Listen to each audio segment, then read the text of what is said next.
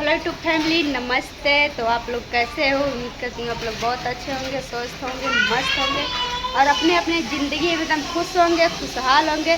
और बताइए आप लोग का खाना पीना हुआ कि नहीं हुआ?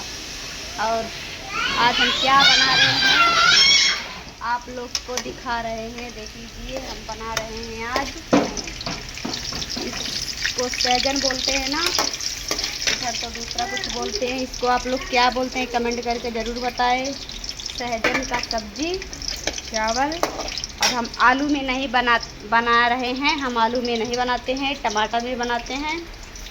तो किसको किसको सहजन का सब्जी पसंद है कमेंट करके ज़रूर बताना। और हमारा लोग वीडियो को आप लोग ज़्यादा से ज़्यादा शेयर करिए, सपोर्ट करिए। आप लोग से यही हमारा रिक्वेस्ट है। और आप लोग से रिक्वेस्ट कर रही हूँ, हमारे शॉर्ट वीडियो की भी जाके सपोर्ट करें आप लोग, और बड़ा वीडियो को भी शेयर करें। और जिसको जिसको सहजन का सब्ज़ी खाना हो तो भी कमेंट करके बताइए। ठीक है दोस्तों, तब तक के लिए बाय बाय।